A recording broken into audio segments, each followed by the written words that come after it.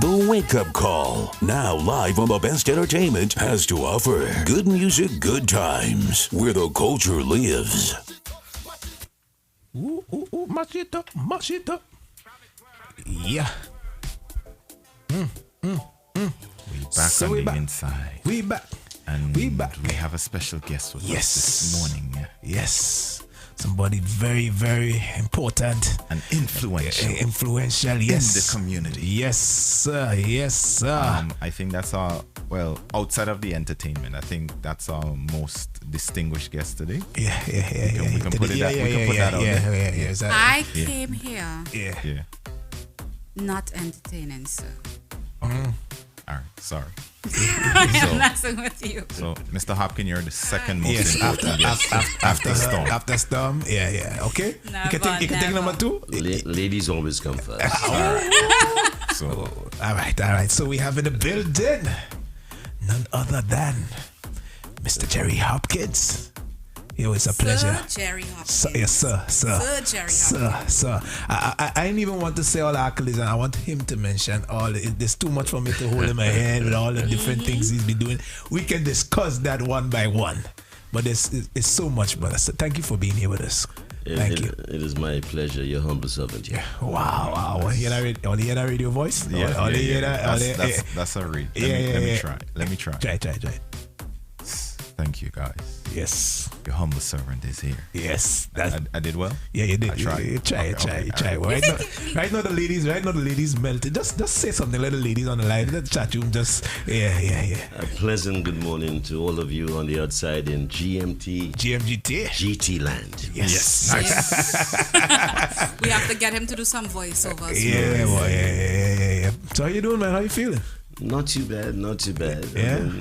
Weather in the storms. Yes, a lot of storms there. A lot. Yeah. And always looking forward to the next day. Yeah. Yep. Was that a And pun? being Because thankful. Storm is right next to you. And being thankful for Yeah. today and yesterday. Yeah. Amen.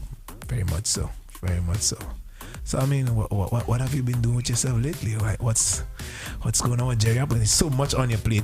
We will get into the, but what lately? Quite a bit. Yeah. Quite a bit. As of today, I'm preparing for a monthly event that I normally have. It's we call it After Work Networking Wednesdays. We've been doing that for 5 years now, where we bring together established entrepreneurs and aspiring entrepreneurs and community leaders, investors, Sounds like I concerned need an residents. invite to that. We bring them together to share best practices and to find out who's doing what in the community and to find ways and means to support each other. When and where and how is that happening? Let's do it. When we were able to physically assemble, we did that at what formerly was Trilani Place over there in 14. Utica. Utica at Farragut. But we now do it virtually. And, so today, for example, at 7 p.m., the folks on the outside can be a part of this on After Work Networking Wednesdays A&W on Facebook. Okay. After Work Networking Wednesdays A&W. That's on Facebook. And we do it virtually. And we always have a different guest or guests, more than one sometimes. Right. And we have a topic that would be relevant to small business owners, folks who are trying to develop themselves and to empower themselves, ourselves, Very and important. the community. Yeah. Today we're dealing with the whole issue of the spending power of blacks and Black Friday and our shopping habits and how we can refocus and use our monies to benefit our communities and ourselves. Let me. Great topic. Can we ask you to just? I know you want to save most of that for the actual talk, but can we just jump into that just a little bit? Yeah. Because we played a clip a few days ago talking about black people need to repurpose their mindset from consumerism to saving and building And investing. and it just seems like we can't get there for whatever reason. We just can't get there. Why you think that is? It's a whole lot of issues. Misplaced priorities, financial illiteracy, some of the vestiges of slavery, and back in the Caribbean and elsewhere in Africa, because of our past and the exploitation of colonialism, many of us are left with the mentality of being consumers. And we depend on those who took from us what is ours and processed it and give it back to us. Wow. We wait for them to bring it back to us. And we're always ready to spend. And we are very very susceptible to advertising. Yeah. Studies have shown that we actually consume more of the advertisements, for example, with cell phones. You know, blacks have a higher penetration in cell phone ownership in the US than whites in terms of per capita. Wow. And studies have been by Nielsen and other credible, folks who do that kind of accounting and surveys. Those surveys, they have shown that we are exposed to more of it, and we respond to more of it than other groups in the population, blacks. Wow. So that is one point of it, and besides that, we again, I go back to financial illiteracy. We do not concentrate on the right things. We go with, whatever is trending, we tend to go with it. Right. We don't think, we don't invest in our futures. We don't have financial portfolios. We don't plan for the future. Yep. We don't invest enough in real estate. And so it's quite a few factors, and of course there's discrimination there too. Yes. Even for those of us who really want to do it, we have more difficulties and challenges. We have more difficulties and more challenges in trying to accomplish that. Right. And then we need more organizations and community leaders who would do some of what some of us have been trying to do. Right. The kind of event that I just described. Yes. Right. And many of us, we talk progress, we talk development, but when we get in a position to do something about it, we just line our pockets like the others, and we don't really try to bring about that kind of change.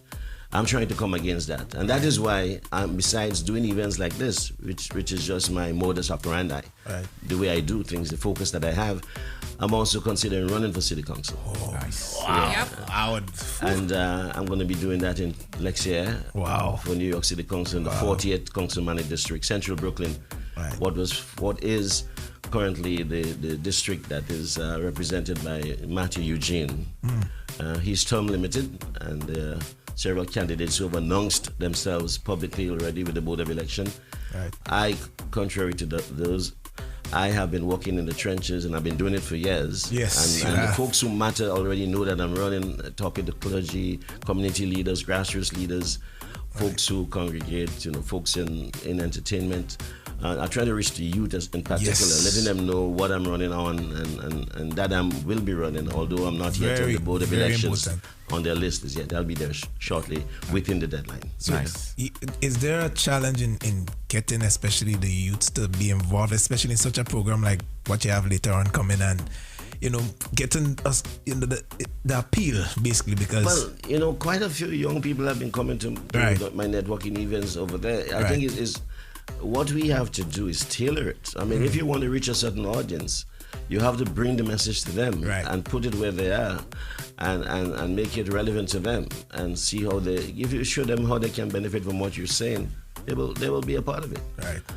I communicate with a lot. I do a lot in culture and entertainment. I have a lot of friends who are DJs and promoters. I work with a lot of folks in the nightlife industry. I've been an advocate in the community for nightlife establishment owners in terms of trying to deal with the discrimination and the harassment that they've been dealing with, especially from NYPD here in New York City, especially around periods when we have, or festivities or festivals. And in the process, I've gotten to meet a lot of young people doing that. And so they know what another thing that I advocated for, well, you guys went around the problem. An issue that we've been having is in media is access to media outlets like radio, because of the FCC rules, the way they're currently set. And I've been an advocate, and I would continue to be, to revise the FCC rules, to expand it so that, because of the limited frequency space available, that we can allow folks who want to get into media to use frequencies that are not target directed to, or have this as the main service area, that we can share a frequency with a station outside of this area without infringing on their reach, and share it and pay them a fee for that sharing of that frequency, and bring the FCC into it so that those stations can be monitored. So you can have a small radius. For example, you can have a 99.9, Right. which belongs to a station outside of New York that is not trying to reach New York City, which is not being infringed in terms of their their market. You can share that frequency with them, have it in New York within a limited radius, reach the people here that are underserved in the Caribbean American community by the same frequency, Right. and you pay a small fee to the owner of 99.9 for that. Right. Yeah. And you register with the FCC for that. Right. And it's a win-win situation. For everybody. It's a simple concept. Yeah, yeah. I've proposed it to some of our elected officials who can do something about it, and they're yet to do something about it. So that is something I'll be advocating for. At the city council level, there's not too much you can do about that, but it gives you a bully pulpit. It gives you a platform to make it better known. However, you have to get into the federal government to really impact that kind of change. Yeah. And when we do that, folks who are into FM radio would be less looking over their shoulders. All the time. And yes, we have access to and like I said, you guys went around the problem. You're doing online radio. Adapt or die. We adapted, but we would really love to have the FM available. That's right. I'll have both. Yes. I'll have both. Yeah. And I'm confident that it will happen in due course because it's a common sense solution. Well, with you being in there, we're behind you. It's a common sense I'm glad to solution. know that you're running. Say to what you running for again? Like City Council, the Right. 48th Council Managed District. That's 48th, the area of central right. Brooklyn. It encompasses some of Crown Heights, some of Kensington. They said Matthew Jean is there right now, Currently right? that area, in the I know north. Mr. G. In the north is Empire. Furthest to the south, Avenue H. Furthest to the east, East 7th. Furthest to the west, Albany. and to be honest, this is the part now that I'm trying to get more involved in, especially on that local level, because it was basically the president and the 2 senators and few, and that was it in my mind. No, I'm getting more involved. That it has to be So I'm on the glad ground that you are. Oh yeah, we have to be involved at every level, as local as it gets. Yes. In city council, the borough. Yes. And then the state level, you have the senators, you have the assemblymen and women, and then of course federal, you have the congressmen and the senators. But my background is in law and media, Right. and my training is in mass communications, political science. Yes, I have media training, Right. mass We can tell. communications, political science, and also law. I have a Doctor of Jurisprudence degree, a law degree. I didn't take the route of being your traditional attorney, Right. although I'm preparing myself to take the bar exam. Initially, it wasn't my focus. I was in education. I Right. taught with the New York City Department of Education for several years. I was a union rep, a delegate with the UFT during that period. I've always been an activist type. So I did that for a while, and then I decided to go into consulting. I started the Hopkins Consulting Group, LLC, in 2003. I've done that. I do campaigns, I do PR, publicity, artist I management. take it back. He is the most important. He's number one. I'll go second. Listen to me. We have to be here. I mean, look at how much things. What's it? How do you keep, let me see, motivated? Because I've seen you everywhere, like every culture stuff, anything to do with culture. I've and followed Mr. Hopkin on Facebook for a while, and every time he posts something, I'm like, Mr. Hopkin does that too. That too. And I got in. We got involved when I first started Storm Wilson Designs. I've always been Storm, but Storm Wilson Designs. I've been at his small business twice. And you are one of those people that dedicate yourself to helping smaller businesses and other people lift. What do you recommend for us who is now getting up there? How do we get involved in helping people come up after us? Well, first of all, you try to do whatever you're doing, you try to do it well. Try to adopt best practices, package yourself properly, have a business plan, have a well-defined goal, objective, strategies, and work with folks who have done it, mentors, people who can share their experience with you so you can benefit from that, and put it out there and use every means available to use social media, use the traditional means, word of mouth, all the bases and all the avenues that you have at your disposal. One of the things that I've done, through After Work Networking, and long before we started doing that. By the way, I started doing that with Edmund Sadio of Century 21. He's the chairman of the Caribbean American Chamber of Commerce and Industry. I would encourage folks to join organizations like that too. Okay. And Cheryl Vincent, who's a recording artist that I manage. I brought Cheryl on board as someone that I was managing to be one of our co-hosts, and she's been doing that with us. Wow. And people come to some of our events and they come with an idea, and they leave with a registered corporation. I was welcome. Yeah, Yeah. because what we do, we encourage people to put it together, package it, do the studies, do the viability, make sure you get into something that's viable, not just because friends are doing it or because you see a lot of it out there. Do something that would survive, and that's sustainable, and do it right. Follow the best practices. Yeah. You don't talk the talk. I realize that when you walk the walk, you lead by example. I've seen years and years of that, like you continuously. And I do campaigns too, political campaigns, not just here in New York, but in the Caribbean as well. And I've been aide to a prime minister in the Caribbean, in Grenada to be precise. And I've worked with several different. When Obama was running here in the U.S. in 2007, a lot of folks here in our community, they were all behind Hillary. The majority of them. America is not ready for a black man as yet, so as many were saying. I was at the time associated with the publication Caribbean American Weekly, and I myself and another colleague, we co-authored the first endorsement by any newspaper in the Northeast for Obama. We endorsed Obama in 2007. It was published, and then I got the Mighty Sparrow. I approached him and I asked him to do a jingle, put on a radio show I used to do on WPAT AM 930 at the time with Brian Figaro, a show on immigration and economic empowerment. And Sparrow, I spoke to him the Wednesday afternoon. Thursday morning around 10, Sparrow called me back with a complete calypso. Wow. I actually got a jingle in it. Give you a whole song. Sparrow. I gave Sparrow, he said, you have any material on him? Obama just put up his website. Just recently, just before that, I printed, so I downloaded a few pages, I gave it to him. But he knew a lot about Obama already. Okay. So next day, Sparrow came with a full song. That song became Barack the Magnificent. Yeah. And after Sparrow did that, no one else had a song endorsing Obama out there. He was the first. In all genres, he was the first. After that, we had reggae, we had soca, we had rock and roll, we had soul, rap.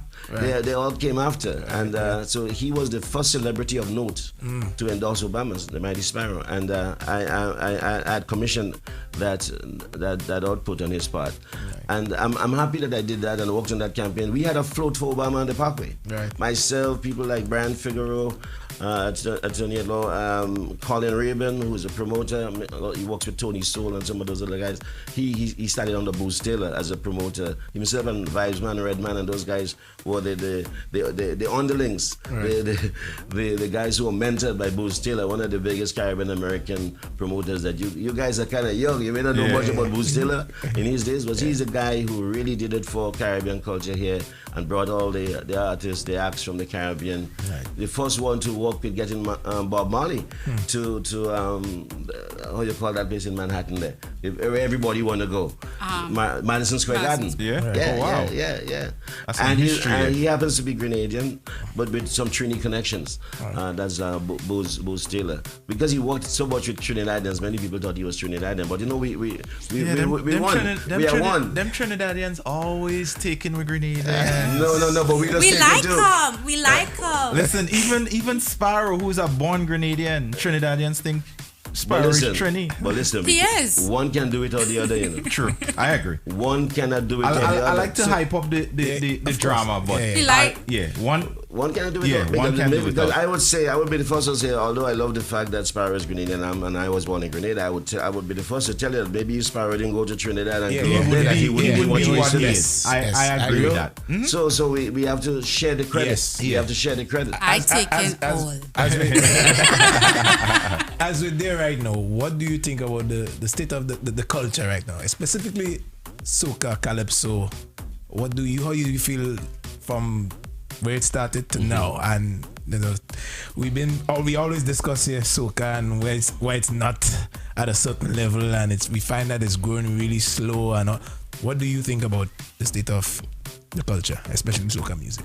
I mean, there's hope for Calypso, because there are some emerging Calypsonians who are serious lyricists, and there are some folks and composers, and there are those who are doing the composing who are really working at it and giving us some real kaiso. Right. You know, there are those out there who are doing that, and so I'm not worried about Calypso too much. Right. Soca is reaching a lot of markets that thanks to people like Marshall Montano and Mr. Killer and others. Yeah. And however, I'm a bit concerned about the content in soca. Like I heard the conversation you guys had previously on one of your shows. The conversation on that, and I've written about it also. I have a column that I do, telling it as it is, a commentary, and I've had the discussion there before about it's like some of our artists are bankrupt on ideas in music, and I'm concerned that it's like if they're not singing about rum or sex, it's as if they have nothing else to sing about. And I'm saying you could do a little bit of that, a little bit of fun, but do it intelligently. Leave something for the imagination. Yes. And I think that's what the artists back in the day did so well. It puts you in your head space where you had to fill in the blanks. That's right. I feel people don't even want to think right now. That's part of it. To play devil's advocate, as Kareem always says, they're producing what people are consuming, what people want. The demand is for that type of music. Hold up. In that sense, if we don't produce anything about sex, do you think people will stop listening to music? I do not think they're going to stop listening to music. But what we're talking about is there's a reason why that became the predominant topic. Right. You understand? And we do have Calypsonians right now, soca artists right now, that do produce stuff that has nothing to do with, but it's not raunchy. Right. As much as I like raunchy, like I do listen to other things as well. And they do produce them, but the top ones we're seeing is that's because that's where the demand is. Okay. I think we have to realize that there's a reason why there is a demand. Demand is created. Yeah. And quite often the demand is created by the artists and the DJs. Yep. Got it. And the wider culture. I mean, we all have to take responsibility for the status of affairs in soca, in the good and the bad. I mean, parenting, education, culture in terms of governance and our ministries of culture in the various, especially in the Caribbean. I think if we set agendas, our leaders set agendas in terms of allowing certain things and not allowing certain things, in terms of what we educating our children. Media is setting the agenda in terms of the content, what's been put out there from outside. The artists. I mean, no one is holding a gun to the head when they choose to write a song. Right. They're choosing to write. They're leaders too, and especially after you have some popularity, people look up to you, and people they repeat what you say, and they hum what you sing. Right. So they have a responsibility too. So I think we all have to take some responsibility, and the audience, the listeners, those who make it worthwhile for the artists and for the DJs and for the radio stations, they have a responsibility too. We can't just say, well, that's what they're giving us. You could choose to turn it off. You could choose not to buy the CD or not to download it. So we all have a responsibility in trying to determine where it goes, and what content we think is best for children to pass on. But I love my soca as a genre, and well, as you see, there's a lot of it's an evolution that it's always evolving. I mean, no, everybody's into the Afrobeat. And you have to remember soca is itself came from other genres. It came from the East Indian blended with the calypso and African American soul. And all of it came together. and that is what keeps our music vibrant and dynamic, Yes. and relevant. Yeah. So I'm open to change, and I'm open to different takes on it, but we have some work to do there, and we have to guard against content that takes us nowhere. Yeah. Content that does nothing to uplift us, to advance who we are as a people, because everything at the end of the day, we should all be about making improving ourselves, Yes. and our communities, our families, and wherever we live in terms of nations, cities, states. So we have to impact things positively.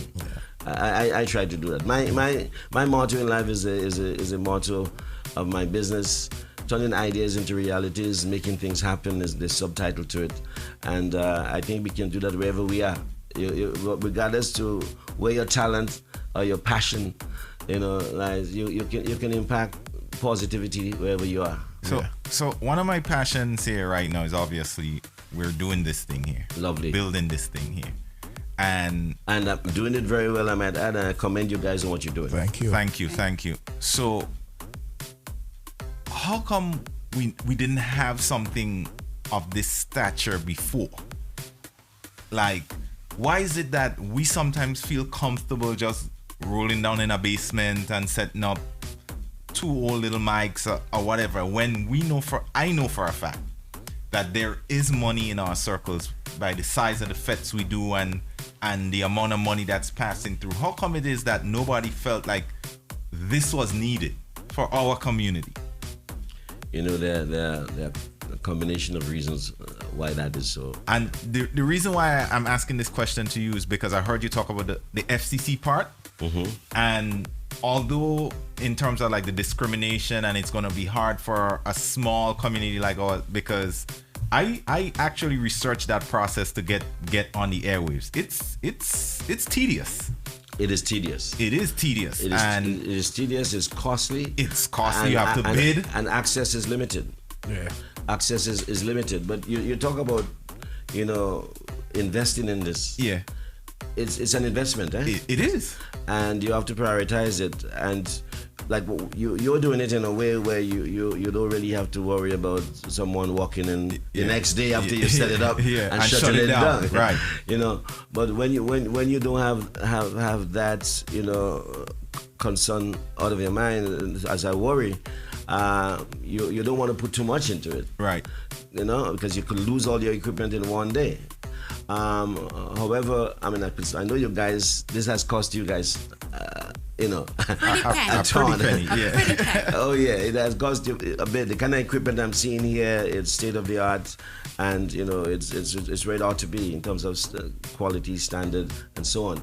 And you do that when you have a plan, and you feel assured that you're doing the right thing, and it's going to take you somewhere. But a fact is, in this U.S. market, right, although we consume a lot of the advertising, and although a lot of it targets our people, black media is not getting the dollars that white media gets. Right. The advertisers do not spend as much with black advertisers because a lot of the stations that we see today that has a format that targets the black audience, they're white owned by conglomerates. Yeah. Viacoms and Exactly. And the ones that are indigenous, the ones that are the few, very few now that are owned by blacks, they really get a very small piece of the pie. So I mean, eventually, what would make this profitable for you is getting folks to advertise here. Yeah. And it will be challenging because you have to go there and you have to work harder than established white media to get advertisers to see that you are valid, you have a market, you have a reach. And and the other thing is Nielsen and the other guys, Arbitron and the others who study listenership. Yeah. Quite often they don't really survey our people in the same way, and they don't know how to. Yeah, that they survey others. So you don't have all the data that you can take out there to show manufacturers and business owners who have a product or service to sell, that you have a big chunk of the listenership. Yeah. Right. You know, you have hits and that kind of, you know, but in terms of people, you know, to really check on how many people actually listen, first you have to get their attention. Yep. You know, and that is the Arbitron, the Nielsen, and the others. And after you get their attention, then they have to care enough to really ask people if they're listening to you. Yep. You know, so you have to, and that's one of the things that I've been advocating. You have to find independent auditors out there to go and do the studies, the surveys for you. Right. Create your own data with independent, credible,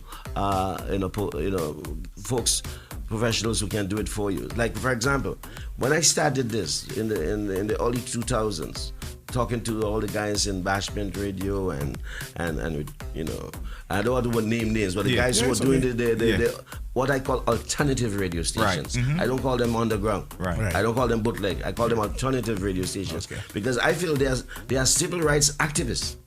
The guys who started these stations, I don't see them, you know, they are engaging in civil disobedience. Because radio, media, especially when you use the airwaves, you're using the public domain. Yeah. It belongs to the people. Everyone. It belongs to the people. And we have an underserved population, Caribbean American, African American, Hispanic, an underserved population who do not have access to media, which belongs to the people. Right. And therefore, what is of interest to you in terms of content, news, information, entertainment, there's not enough of it there to reach you and your people. Even stuff about educational opportunities that concerns you, there's not enough of it. So those who took the initiative to start stations like that, what they are doing is trying to meet an underserved segment of the population. It is really civil disobedience. It's an act to level the playing field and to bring to an underserved part of the population a service, information, that and entertainment that they otherwise don't have. So what I advise guys to do surveys, do petitions. First of all, you do a study to show that a large segment of the Caribbean American, African American, Hispanic population is underserved in radio. They're not getting the content that they're looking for. Establish that there is that felt need. Right. You do that survey again. You do it. Have someone do it who's credible out there. You know, it could be a white company. Yeah, one that's well respected. Let them do it. If you pay them, they'll do it. You do that. Then after having done that, you do the application for FCC license. Right. You know you're not going to get it because it's not available and you can't afford it. Right. But you could prove that you went through all the steps to do it, to obtain one. And you could prove there's a need, you follow the available path to try to obtain one, and it's not attainable. Having done that, the need remains. Yeah. You decided to do something about the problem, and that's why you have alternative radio. Right. I got you. So it's like a mitigating factor that you've shown, established that there is a need, established that you have done everything legally that you can do to try to have access to meet that need, and it's to no avail. And with no other result, alternative, you have alternative radio. So if and when they catch up with you, you have something to lessen the hammer. Right. Yes. So for those of us not in media, it's when you decide you're going to operate at a certain level, at a certain standard, you're going against the grain for most parts. I have said, like, I have lost thousands of dollars. Not lost, but I would like to think invested in my own heart. Thousands of dollars by not, taking money out of our community and sending it elsewhere in the design business. I have said people, Chinese companies downtown have sent stuff to me that people don't know and paid the difference just to make it look like it's been made in China so that they could keep that flow coming to them. How do you keep going when your own people, for me, I'm stubborn, so it keeps going because I'm stubborn that way. But you have done this for so much more years than I've even dreamed of doing it. How do you keep hope, I want to say hope alive, like keep doing, because I've had moments where I just wanted to stop because you're talking to people and you're talking and you're talking and you're doing, not just talking, you're doing, you're putting in the work, you're putting in the effort, you're saying, hey, let's keep the money in the community, let's do this, let's hire this person, and you're leading by example. How do you keep going when it feels like your prayers, I would say, is falling on deaf ears? Well, you use different approaches and methods, and you try to be as creative as you can possibly be. And if you feel that your mission is a higher one, is one that at the end of the day would do good for the wider community and for yourself, you keep doing it. So while you target politicians, elected officials who can do something about the problem, while you're doing that, you also should be looking for ways and means that you personally can impact the change that you want to see. So for example, while I've reached out to elected officials, I've also decided that I'm going to run for office myself. And be an example, and try to make a difference about it. And I always tell folks, when you go to vote, don't just vote based on what you see in the literature that a politician is putting out about what he's going to do when elected. Vote based on his track record. Look at what has he been doing about the problems we face in our community. Right. What's his foundation? What grassroots organization has he or she been working with to address issues and problems that confront us and affect us? Right. And if you don't have that kind of CV, that kind of resume, that kind of background, then as far as I'm concerned, you're not ready yet, because you're just looking for something. Right. I mean, yes, there might be people who are late bloomers who suddenly was converted and decided that they're going to do something for change. There might be a few of those, but the majority, look at City Council, for example, today. The majority of the folks in there are black and Hispanic. But yet all of the problems that we have, you would think that with so many of us represented in there, that we wouldn't be having the kind of issues that we have in with government in New York City. That, for example, NYPD, which is supervised and regulated by NYPD and the mayor and the state, and Democrats have been having significant positions in there. Many of them are minorities, yet still, but in the state, not as much as in the city. In the city, we run things, but they're not doing what they promise in a campaign to do. Right. So, for example, we see that in our neighborhoods, we have these bus lanes that in our mostly black neighborhoods. You don't see it in Bay Ridge, you don't see it in Sheepshead Bay, you see it in mostly black neighborhoods. All of these bus lanes, which really only belong on a few yards before a bus stop and right after it, to enable easy access to the bus and for people to get off the bus. Right. It shouldn't be anywhere else. You have it anywhere else, it's just a revenue generating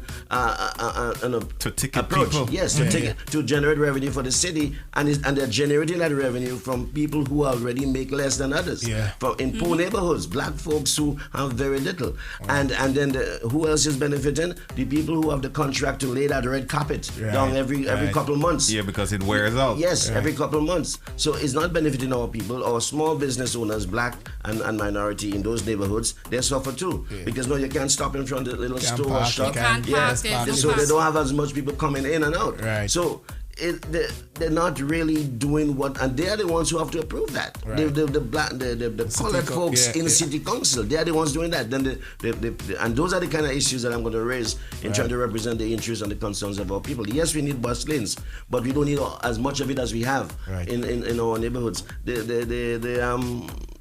The meters. You see meters on the blocks where people live. Yeah. You live on a block and you have to pay to park there. Yeah. You don't see that in Bay Ridge. Right. You don't see that in Bensonhurst. But you see it in black neighborhoods. We have to fix that. And I'm not blaming white folks. I'm blaming our folks, our people. Because we have people they're not genuine about representing the interests of our people. Right. So hold that thought there. Let me just take a quick break. Station idea. When we come back again, Gerry Hopkins is here. Hey. Gerry Hopkins is here. Yeah, he's here.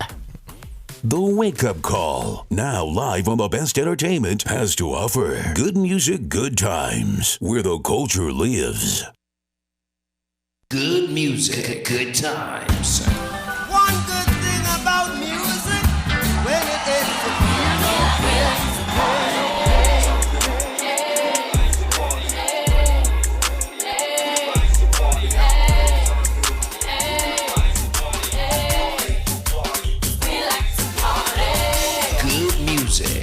good time, delivering the best.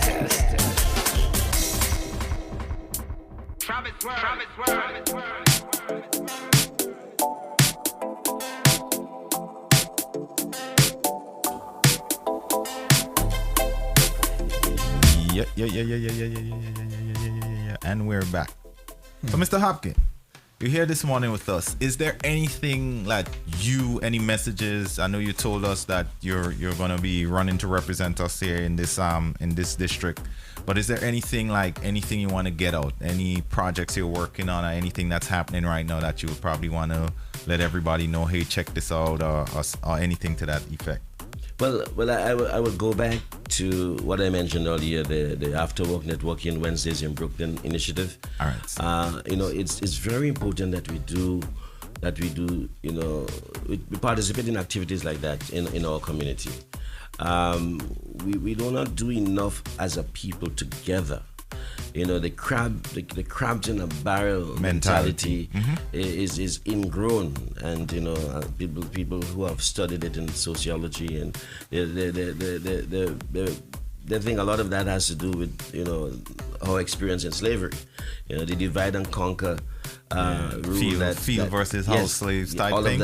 All of that. So this activity is one where people come together and you share best practices. What we do, we have as many as 4 people sometimes, or it could be less, who own a business or have some not-for-profit entity, or who just have a sole proprietorship, and they come and we give them 5 to 10 minutes each to tell us what you do, tell us how you did it, and tell us what works for you. What are your best practices? Right. And you say something and how we can support you, or we can reach you, right, to patronize your business. And but what are the most significant part of this whole thing is the best practice part. What works for you, because others can learn from you. Yeah. And if we all do that, we can share and learn from each other. And then for those who are in there, who come to us, and those are the presenters, but then the whole group, everyone who attends every one of those sessions has 30 seconds at least, no more than a minute, to tell us who he is and what he does. You don't have to go into the best practice and all of that, but just tell us who you are, because what that does, after we complete going around the room, we encourage people, and that's the most important part of our engagements, to mingle and to meet people that you just heard from, right, especially the ones that appeal to you, the ones who are doing something that you can share information on, or the ones who are doing something that you want to do and want to learn more about. Right. So we find out who's doing what in the community, we engage them, we exchange information, and we find ways and means to support each other. And one thing we also encourage them to do is to, when you find out who's doing what, if someone come to you looking for something and you don't have it, send them to one of your colleagues that you met through this networking, so that they can patronize our businesses. And we also encourage them, if you have to go to one of the other participants that you meet at any one of our sessions, that we encourage people to give discounts to each other. So we give discounts to each other, and we encourage people to go to each other. And that is what we need to be doing more of. That's what the Jews do. That's what the Pakistanis and the Asians do. Until we begin to do that, we will be spinning tops in mud and having more of the crabs in a barrel mentality. I saw this study where our money takes, like, circulation of money in different communities, and how it takes forever to get back to us with the others. So a lot of the business mentality that I have, or I use, I've learned from Jewish people. I used to be by profession a business banker, and a lot of the knowledge that I attained on how to do things with your people, I've learned it from Jewish people. Like Jewish customers taking the time to tell me how they did it and following that mold. And people say what they want about Jewish people, but you see that community, that sense of community that they have, it's what's propelling them to go further and further, because everything is as a team. Everything is as a team. Once a Jewish man owns a consulting company, or he's owns a construction company, it's the Jewish electricians that's coming in. It's the Jewish painting company that's coming in. They only hire other people if they don't have somebody. And to your point, learning from other people and educating yourself that way is very important. I think for me, we've spoken to different people, like Mr. Hopkins was early on in my career and stuff that I did, but when I was in St. Thomas, I was predominantly around white people. They had their own business. Somebody who I call, my surrogate father, he owned a financial consulting firm, and spending many years seeing how they operate and just being engulfed in that is the reason why I operate the way I operate. Like for me, like you've heard it here, 50,000 for me is like, that's not a sort of money, because I've seen people operate with so much more. So there's no way I feel like I'm going to give up my soul for $10,000 or what I consider that, because for me, it's not, the value is not there. You understand what I'm saying? Like, I don't put that much emphasis on financial value versus, like, for example, loving yourself, caring yourself, making sure you pay your people. That stuff is, having extra $10,000 is not that important. And it comes from learning from other people. Like, we tend to say, I don't like this person. I don't like white people. But you don't realize that you could learn there from are lessons to be learned there. Everybody. And we have to not just try to live in our bubble, but communicate with each other, love each other, teach each other, learn from each other, but we also have to take it from other races who's had it down pack for a long time. A lot of the lessons that I've learned there, I'm bringing it back. I want to shout it out and tell people, this is how we get to the next level. This is how we get to the next step. This is how we do it.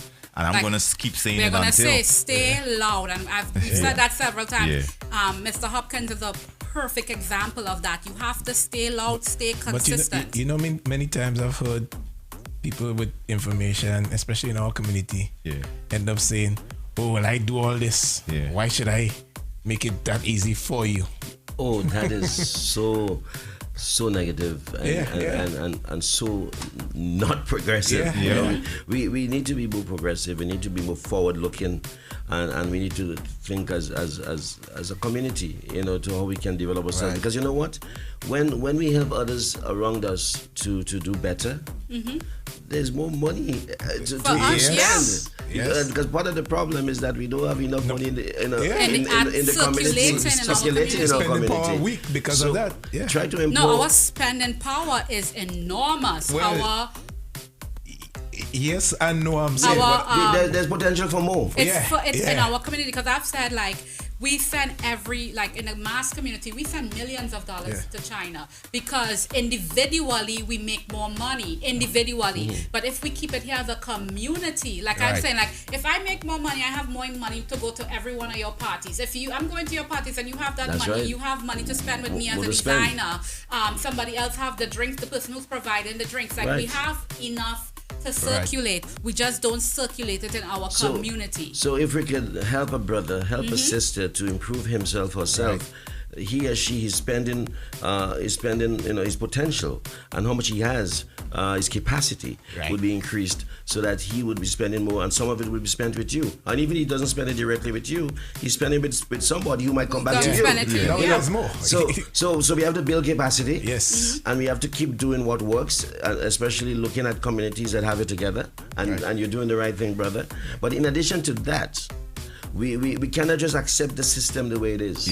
We have to fight the system. I agree. And we have to understand what the problems are and come up with workable, feasible ways of addressing the issues. So I hinted at it earlier on. One of the issues is in advertising. Blacks spend $1.1 trillion out there in response to advertising. Okay, and I want to share this piece of information. So per year, $1.3 trillion. Blacks spend $1.1 trillion per year in advertising, and 75 million per year, end up in black media companies, and they're getting less than 3% of what is spent in media goes to black media companies. Wow. So it tells you that we're putting out a lot, but we're not benefiting from it. And so we have to first of all, we have to point out the disparity, point out something is not fair about this, and find ways and means to fix that, and get those who are responsible for that to do something about it. So, for example, let's translate that. The Democrats have just won the White House. Right. Thanks to great extent to minorities. Yep. I mean, blacks Yeah. came through for them. Yeah. I mean, if blacks didn't come out in their numbers, it wasn't going to happen. Yeah. So we have to use that, and you know, we have to show up. Yep. And we have to say, and we have to talk to Kamala Harris, the VP elect, and we have to talk to the leaders in the Democratic Party and say, look, you're not going to get it like this again unless you deliver. To change. And we don't want it in the second term.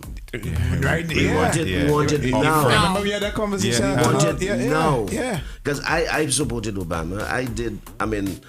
I did everything I could have done. Like I said, we had a float. We didn't get no money from the campaign. We did all of it out of our own pockets. Right. We paid for the truck, the DJs, everything from our own pockets, and because we wanted that change. And Obama disappointed us to a great extent, although we know his hands were tied to some extent with what was happening in the Congress. In the Senate. But still, I thought he should have still attempted to do more.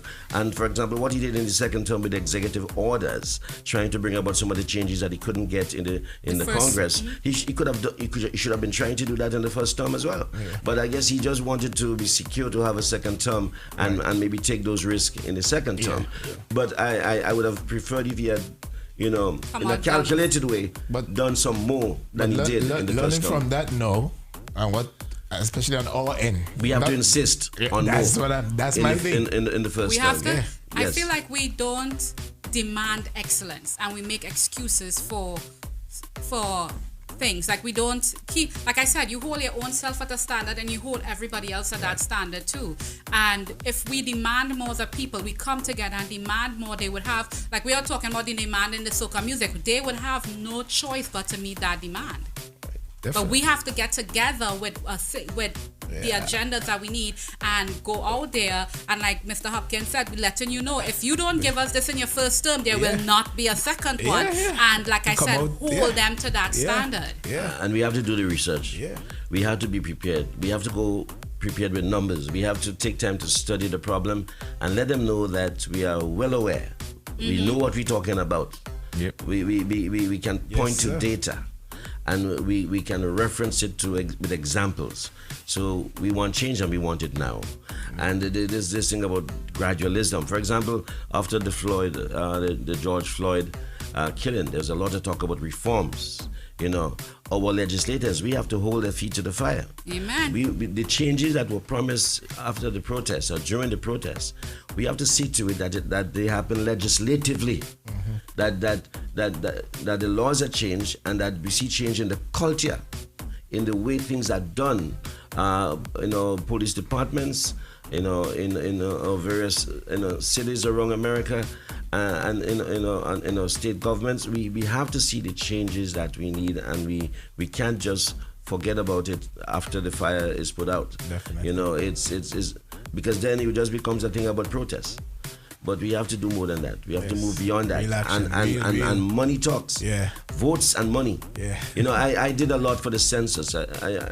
That's something very significant. And I was very unhappy, disappointed that so many of us in this community were not coming out and completing the census. So I started an initiative where I engaged artists. I had 4 artists. I had a reggae artist, I had a soca artist, I had an R&B artist, and I had a compa, Haitian artist. And they did these jingles with a message telling people the importance of the census and why they should come out and complete. And it was very successful. And I did that because I was so frustrated and so disappointed that our numbers were so low in terms of response. Eventually it rose. They said that within our community in Brooklyn, it was the least, like people, they wanted to fill out the census the least in America. Not just, in New York, in America, the minority community in Brooklyn. Big time. Was the least, and by far, like when you saw those percentages, it was like even I was shocked. Why is that though? Like is it the illegals and stuff people feel because being illegal, the fear of especially with the current president, they're afraid that Homeland Security and ICE would do this and do that. But the fact is, you see, if you really look at the law and the protections that you have in place with that is one of the most solid, pieces of legislation. It hasn't been breached or broached. I mean, and it I had to educate people. A lot of people aren't educated about the confidentiality. And it's about education, the kind of questions they're asking you, the fact that you didn't even have to give your name. The fact you can use an alias. But I'm telling you, listen, just to go on that. Yesterday somebody called my wife, right? Song so real with social security stuff, and like they made it really like the last 4 days believable. And I believe like even in that, a lot of people calling certain people the neighborhood saying, hey, if you do this, if you think Trump and them will definitely come for you, don't trust that. Like there's a lot of conspiracies, there's a lot of things put out there. So how do we combat that to get the word out there that to alleviate that fear to get rid of? So I think what we needed to do early on in the campaign to get more of our folks to complete the census was have people in the community who are respected, people who are believable, be the voice of advocates and encouraging our people to do it. Right. And the Census Bureau did not engage enough of those in the messaging. And that is why, for example, I chose to use artists that were credible, who are our very own, to bring the message to the people in a language, in a beat, in a rhythm that they could identify with. And so we needed more of that. So sometimes it's how we do things, how we bring the message out and letting people know that they're legally protected and they can feel safe doing it. So we came a long way with that. We've come a long way with voting. We're voting our numbers. Now it's time for us to own more, establish more of our own businesses. I'm happy what you guys are doing here. This is part of it. Amazing. We have to. This is amazing. Yes, we have to take, claim our place, our rightful place, and make a difference in the messaging, in the content. And know your job is to make sure, get people to know that you exist, that you're there. So you're and I'm sure you're doing it already. You will be hearing a lot more from me. Oh yeah. Yes. Mr. Hopkin. So and the promotion doesn't only need to happen on social media. It has to happen in the traditional means of promotion as well. It's going to happen. There's the same old flyers that used to be used in the past. They could let people know that you exist here online as well in the clubs. It is just like you promote a party. Yeah. You can promote it. You can promote it in the salon, in the restaurant, everywhere.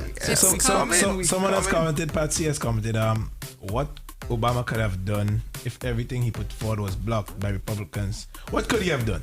Basically, Well, in the first 2 years, they didn't control it. And I then- think when did they take? They took it in 2010, right? That's when they took back the Senate from the Democrats. It was in 2010 after he was in there for the first 2 years. Yes. So the first 2 years he didn't. He didn't break any eggs. He was just. She's saying, and basically, we can't blame him, and many people didn't go out and vote in the local election after the general election. Exactly. So that was the problem. She was put there. Yeah, because you need to put legislators there who would support help you your pass your agenda. agendas. Right. Yeah. However, whenever you have major changes to make in any administration, Exactly. you try to make it as soon as you get in. Right. Because especially if it's something that you know might have some repercussions for you, you want people to eventually, especially you might succeed and get it, and then people will forget about it by the time you have the next election. So you want to get it early. You can't just hold back. How do you? Let's say, for instance, now.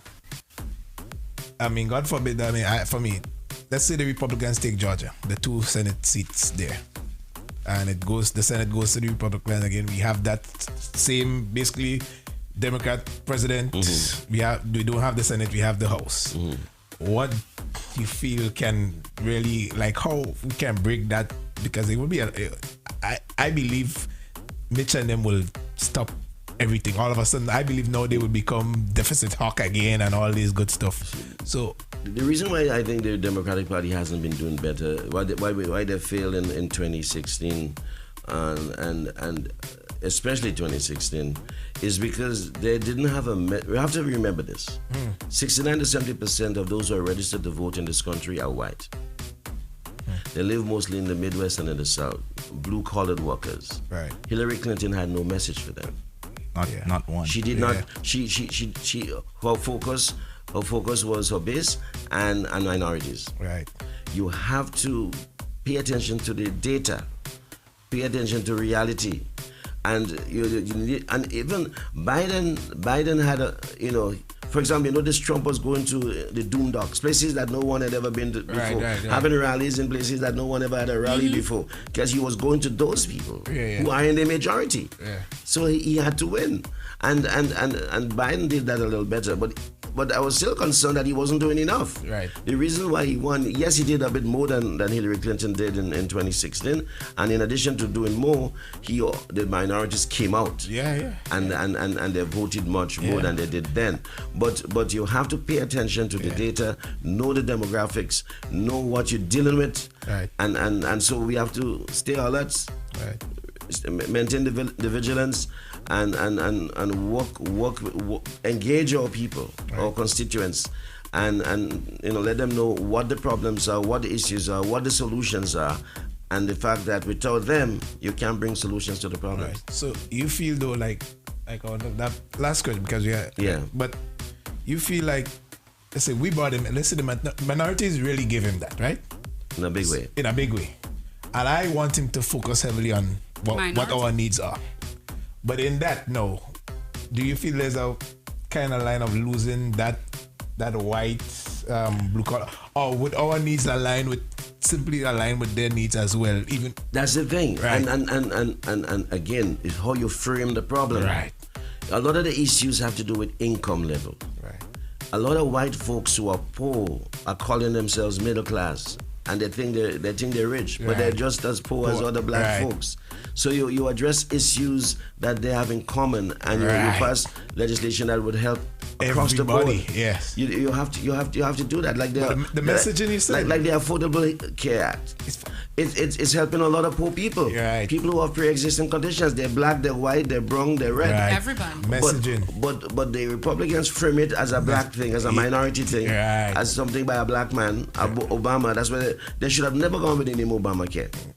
They should have never gone with that name. Wasn't them that give it the name? But they should have. They gave it that because you don't want it to be seen as something that is just about a black man or black people. Right. Because it wouldn't work in the larger audience and amongst where it matters. So you have to know how you frame things and put it in a way that make it appealing and relevant and of interest to the widest cross-section of people that you can, regardless of color. And I think if we do enough of that in that manner, I think we would get better results, and that could impact positively our communities. So it's about how it's framed, how it's presented to the people, and addressing real issues that people have. So let me ask, before, with time and everything, where can we find you? All the good stuff you're doing later on, just you in general with everything. Yes. Generally, folks can find me on social media. I'm on Facebook, Gerry with a G. Spell my name with a G, Hopkin. You can find me on Instagram as well, Hopkins Gerry. Or if you type it Gerry Hopkins, you might get me to Hopkins Gerry, at Hopkins Gerry. And I have a number, 347-350-4285, 347-350-4285. Let me type that in the chat room real quick.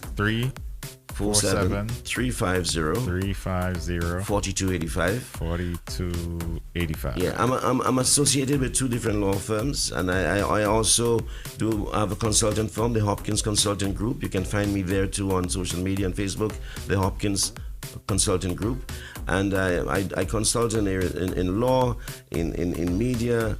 I help artists in packaging themselves and making themselves more viable, and having a social media presence. I also, because artist management is not just about bookings. It's about having a business plan.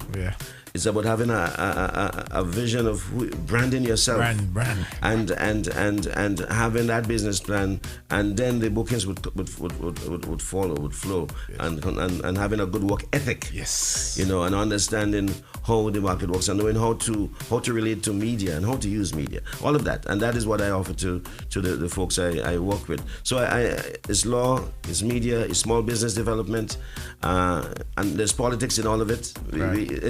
Aristotle said is the master science. It's regardless of what you do, it comes back to politics. The best definition of politics is it's about who gets what. That's what politicians do. They allocate resources. The resources we have and the resources that they're going to tap into. So that's where I'm out there. I can be reached, and anyone who's doing something progressive and they're looking for someone to help them to message that, I'm happy to help always. I publish in Caribbean Life newspaper and Caribbean Times. I have a column telling it as it is. I do it on various subjects affecting us here in the diaspora as well as in the Caribbean. Right. I'm not just about a country in the Caribbean. Although I'm from Grenada, I try to write about issues that affect all of us in the Caribbean. I see that. So I'm out there. There are many others. There are others like myself, but we those of us who are like-minded, we need to band together more. So if there's anyone out there who could identify with what I'm talking about here, what I'm saying here, please reach out to me. Let's make things happen. And this evening, join me. 7 Join p.m. us. We have Reverend Dennis Dillon. He's been having an annual event, Black Church, Black Business. Black Church means business. And where he talks about how religious leaders and folks who go to church need to realize this, our spending power and how we should spend wisely and become part of the change that we need in our community. He's going to be our guest presenter this evening. It's happening at 7 p.m. Find it at After Work Networking Wednesdays. After Work Networking Wednesdays, ANW on Facebook. Nice. And we may also have it on Ride Along Live, but After Work Networking Wednesdays. And eventually, guys, going forward, we need to talk. Yeah. We need to talk. Yeah, definitely, man. We need to work together. Right. Yes, we definitely will. So to all of your listeners, all of your viewers, Yes. a pleasant good day to you, and I wish you success in whatever you're doing. Yes. And if you are someone without a job, like I've been saying to a lot of folks right now in Grenada, they're getting ready to have on the 28th to have a youth entrepreneurial expo. I said, don't wait for a job. Create the job. Amen. Yes, sir. Yes, sir. Hey, Patsy, So I it's- see Patsy was a little bit Yeah. involved there. Patsy, Yeah. don't worry, darling. We got you. I was just we all on about the to same call her. side. We on the same side. Patsy! Mr. Hopkins, thank you for coming Yes. through. We We truly appreciate your appreciate it. time. Yes. To everybody who was listening, if you got something out of it, this is what we hope. Even if it's just a minor little thing, it makes a little difference. Makes a great difference. Yes. The Yes. smallest voices can Yeah. make the most noise, and coming together, banding together, and even if we don't agree on every topic, just coming together. Zingo saying good morning to you as well. Oh, my brother Zingo. Yeah. From way back. Good morning to everybody. Thank you, Zingo. Yeah, man. So thank you. We appreciate it. It was a pleasure having you here. And It we was appreciate enlightening, you on the educated. whole. Yes. And what you Period. do, keep doing what you do Thank for the you. community. You're doing a great job. Not by just I've seen you. You understand? Yeah. So, And you guys keep doing what you're doing too. Storm, we go way back. Keep doing what you're doing. My brother, Yes, you sir. are a phenomenal artist. Thank you. I mean, keep going at it. Thank you, You man. know, and I'm happy that you're in media too. Yes. And boss, you're phenomenal as well. And Thank you. We need this kind of leadership. Yes. Continue to make it happen. And to the sister who was at the microphone a while ago, I commend her too for her input. Consuela. Yes. Yeah, the part that she plays. Yes. You know, I know her dad. We were talking, and her dad and I went to school together. Right. I mean, I was the youngest guy in the class, the smallest guy in the class. But because something I didn't talk about, and I'm going to end it with this. Go ahead. When I graduated, I was 16, and that same year I wrote a book. I didn't talk about that, but I wrote a book on account of what happened in Grenada in 1983. Grenada toppers the balance. I'm doing a revised version of it. Maybe the next time we come, we'll talk about that. Right. But he was one of my classmates, so it's good to see his daughter making a difference here with you guys. Lovely. I wonder. No, you probably. How involved were you in the revolution in Grenada? I was a kid. I remember I was in Form 2. Oh, okay. Thereabout when the You revolution happened. probably wouldn't know my dad then. But what's his name? Schoolboy. Schoolboy. What's his last name? His last name was Batiste. Batiste. Yeah, Glenn Batiste. He used to run the greenhouse a few years ago. Oh, I know Glenn Batiste. Yeah. So yeah, that was. So, my but dad. I mean, here you are. I mean, you must have a progressive, a dad who's making things happen. Yeah. So that On the when you mention revolution, he was pretty much one of the architects in terms of like soldiers during that time running the People's Revolution Army. So yeah, he's part of that history there. So, Some of my teachers in high school were very much involved. As a matter of fact, we lost a teacher because he became part of the PRA. Yeah? Okay. Yeah, he was he was my math teacher. You definitely have to come on again. Look like yeah, you we get up. definitely. Yeah. So Yeah. let's you know what, we're gonna leave with that new banger we dropped this morning. That Farm and Happy is a vibe. Yeah. I expect it to be pounding all through the summer. Yeah. So guys, it's a wake-up call. GMGT is where the culture lives. Consuela, Storm, Alma Boy, Kareem, and special guest today, we had Mr. Gerry Hopkin, the one and only. Yes. With that said, we're out. Don't forget, stay locked. Daybreak is up next. Priscilla and Nikia. All right? Goodbye. See you guys Friday. Happy Thanksgiving! Yeah. Save my plate. To all, and spend your money wisely. Yes. Yes. Very Spend important. GMGT. Shop.gmgt.live. Yeah, Black Friday sale. We have a sale coming up. It's BOGO. gonna be BOGO, buy one get one half off. Definitely jump in there right now. See what you like. Some of the stuff only limited available. So please, shop black, shop small business, shop.gmgt.live. The sweaters are the same quality as what you pay. No, it's amazing Yeah. quality. It's not just the same. Like I bought sweaters. These are amazing. So guys, y'all know what it is, man. These are Good music, GQ good times. sweaters. It's where the culture lives. We out. Bye.